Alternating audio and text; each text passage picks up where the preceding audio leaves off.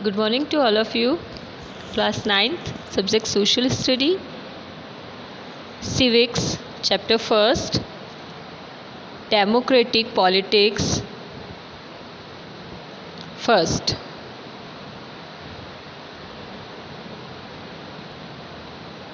In this period, major changes also took place in India's neighborhood.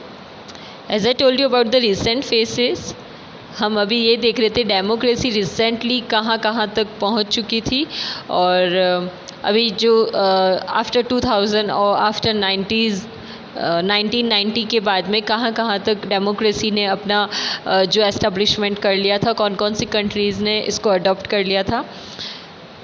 So in this period क्या था, India के जो neighbourhood या जो नेबरिंग कंट्रीज़ है उन सब में से किस किस ने इसको अडॉप्ट किया था। Especially Pakistan and Bangladesh made a transition from army rule to democracy in 1990. Listen carefully. Actually देखो इंडिया में इंडिया और Pakistan was also the part of India. ठीक है, ये जो था वो डिवाइड हो गया था और डिवाइड कब हुआ था 1947 में। 14 अगस्त 1947 में ये डिवाइड हुआ था। तो 1947 से लेकर के 1990 तक इंडिया में तो क्या था, 1947 से अभी तक डेमोक्रेसी ही चल रहा है। India is a democratic country. But Pakistan और बांग्लादेश में ये था कि उस टाइम से मिलिट्री रूल चलना स्टार्ट हो गया था, उन पे मिलिट्री रूल रहता था।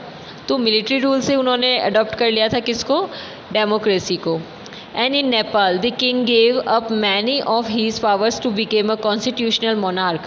और नेपाल में भी क्या था कि किंगशिप रूल चलता था, यानी कि मोनार्की रूल चलता था। तो नेपाल के किंग ने अपनी सारी पावर्स को जो था वो लौटा दिया था और एक कॉन्स्टिट्यूशनल मोनार्क बन के वो रहा था। कॉन्स्टिट्यूशनल मोनार्क का मतलब होता है एक ऐसा मोनार्क, एक ऐसा किंग, एक ऐसा राजा जो कॉन्स्टिट्यूशन के अकॉर्डिंग ही राज करेगा।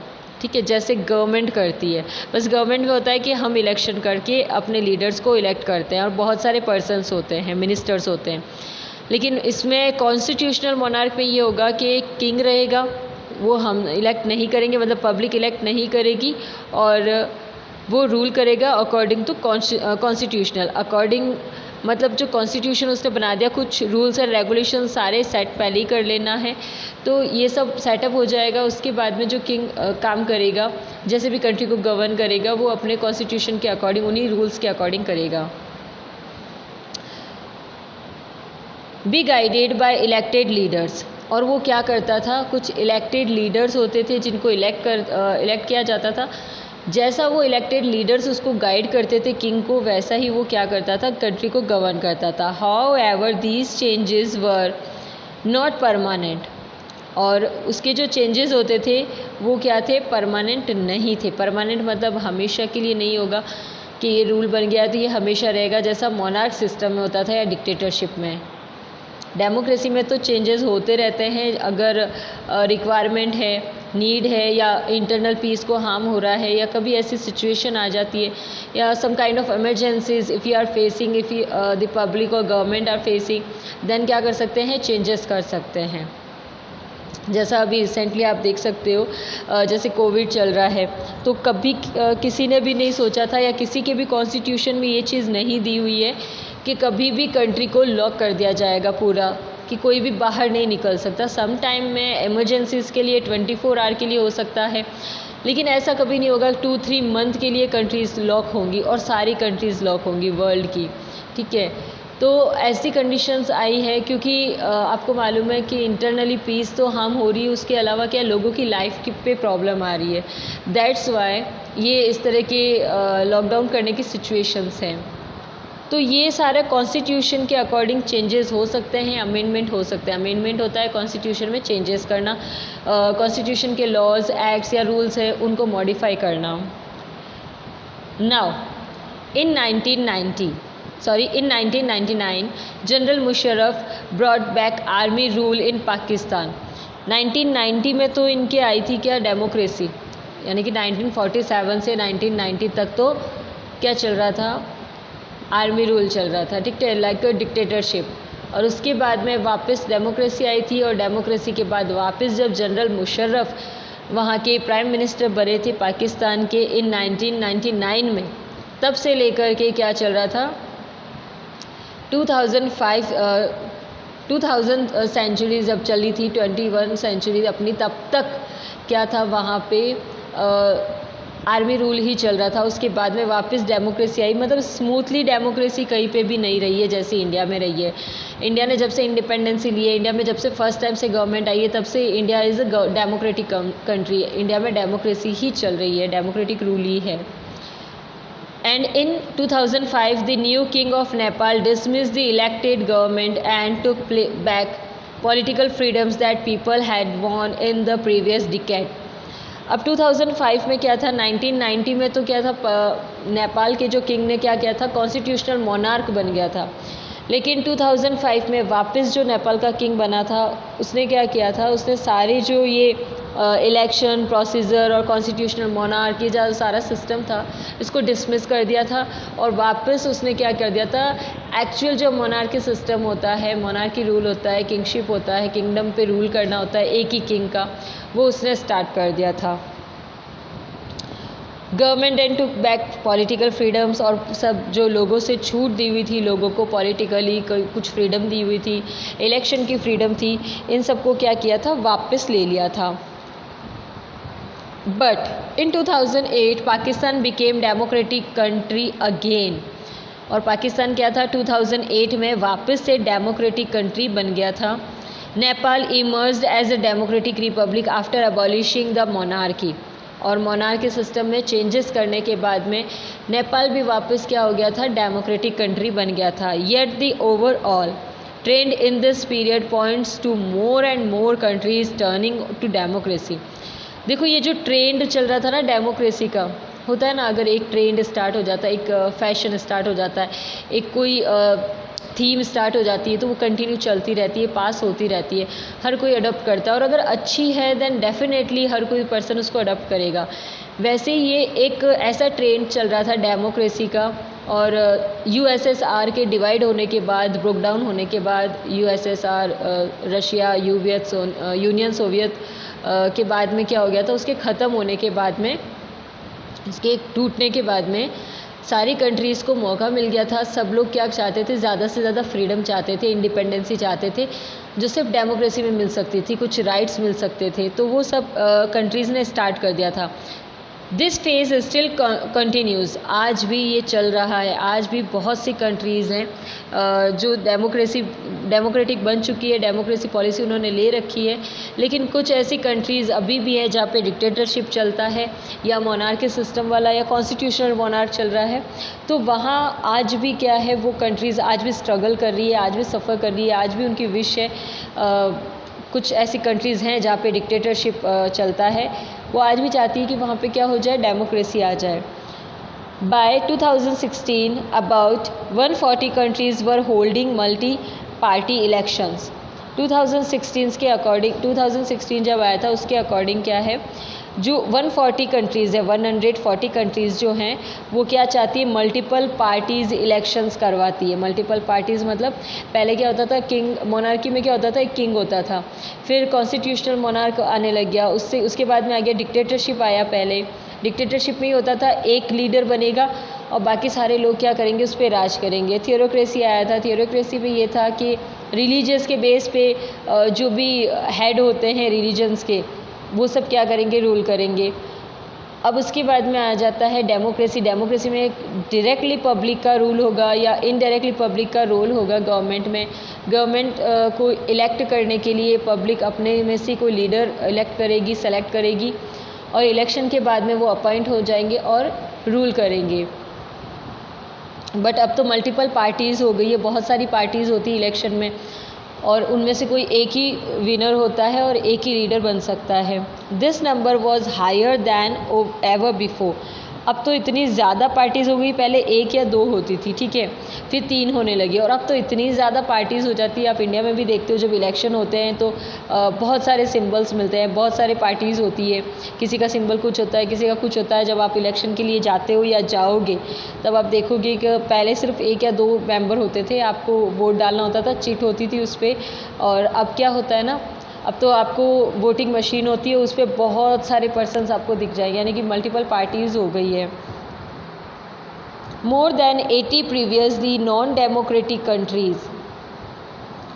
अब आज की डेट में क्या है, देखो 140 तो कंट्रीज़ का बताया हुआ है, 80 कंट्रीज़ जो हैं उससे भी ज़्यादा जो कंट्रीज़ हैं वो नॉन डेमोक्रेटिक हैं। Have made significant advances towards democracy since 1980 but even today.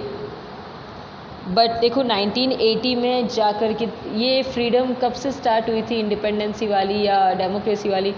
अगर हम इंडिया का एग्जांपल देखेंगे, सबसे पहले इंडिया में हो गया था, इंडिया से भी पहले और भी कंट्रीज़ हैं उनमें हो गया था डेमोक्रेसी का। फ्रांस है, रशिया बाद में बना था, और इंडिया में 1947 से अगर स्टार्ट हो रहा है तो बाकी कंट्रीज़ में तो 1990 में हुआ है। इनफैक्ट जो चिली कंट्री थी उसमें भी क्या था, चिली कंट्री में भी 1973 में पहली बार तो बात हुई थी इसके बारे में, जब तक इंडिया डेवलपमेंट डेमोक्रेसी के मैटर में कर रहा था, और डेमोक्रेसी इंडिया अडॉप्ट कर चुका था, यानी कि इंडिया किसी चीज़ में तो सबसे आगे था। तो now but even today there are many countries where people can not express their opinion freely. But आज की डेट में अभी भी इंडिया के अलावा और भी ऐसी कंट्रीज़ हैं जहाँ पे डेमोक्रेसी नहीं है, और अगर है तो भी वहाँ पे पब्लिक को अपना ओपिनियन देने का फ्रीडम नहीं है।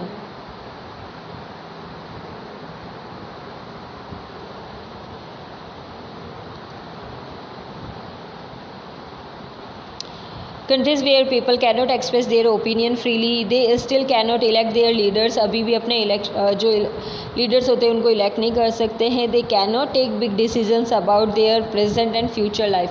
अपने लाइफ के डिसीजंस भी आज भी कुछ ऐसी कंट्रीज़ हैं जहाँ पे अपनी लाइफ के डिसीजंस भी वो लोग नहीं ले सकते हैं।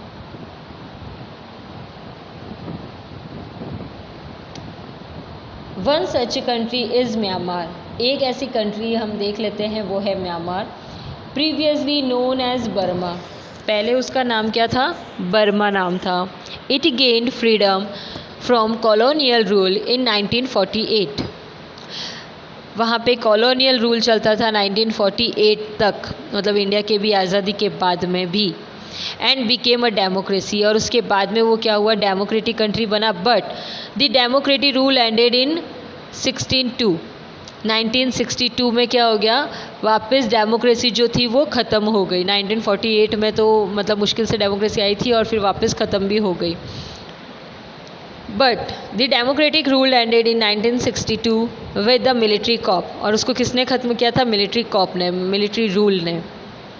In 1990 elections were held for the first time after almost 30 years, और जो इलेक्शंस थे वहाँ पे वो फर्स्ट टाइम कब हेल्ड हुए थे, 30 इयर्स के बाद में, यानी कि उनकी आज़ादी के भी बाद में 30 इयर्स के बाद में उन लोगों को पहली बार इलेक्शन करने को मिला था, अपना लीडर इलेक्ट करने को मिला था। 30 इयर्स बहुत बड़ा टाइम होता है।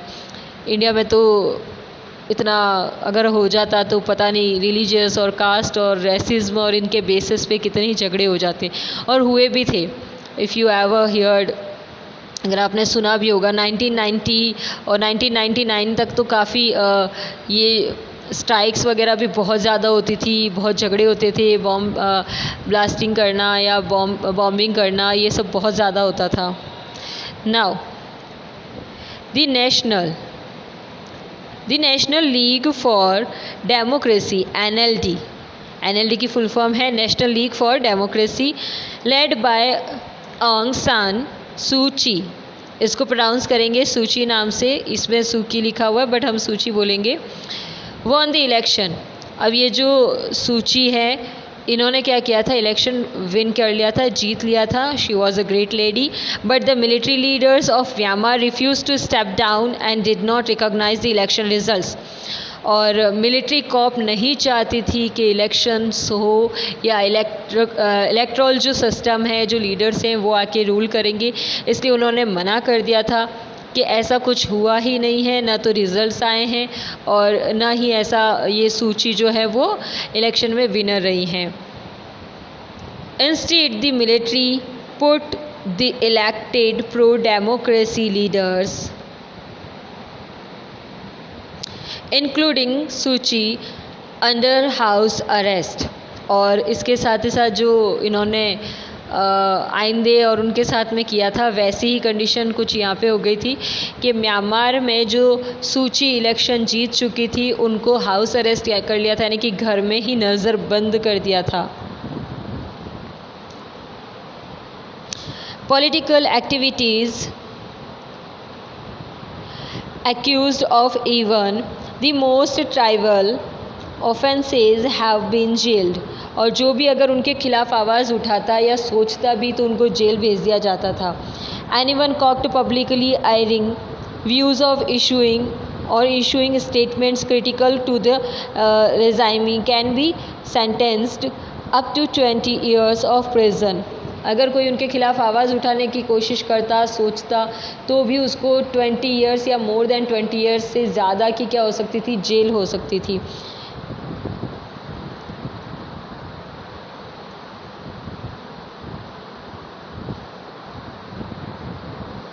Now we will continue in the next class. Till then, take care of yourself, and I provided you the question answers. You can do in your notebook, और मैंने आपको दिए क्वेश्चन आंसर्स जो PDF दिया है, आप उसके क्वेश्चन आंसर्स को फेयर नोटबुक में राइट डाउन कर सकते हो। Thank you for the watching. Again I am telling you, if you are not getting understand, अगर आपको नहीं समझ पा रहे हो, तो कोई भी प्रॉब्लम आ रही हो, then you can ask to me and watch this video again and again. बार बार देखोगे आपको समझ में आ जाएगा। Listen carefully, that is very important thing and very important chapter. Democracy का पर्टिकुलर मीनिंग समझ में आएगा तो ही हम जो अपकमिंग वाली क्लासेस हैं उसमें दूसरे चैप्टर हम समझ सकते हैं। Thank you for the watching.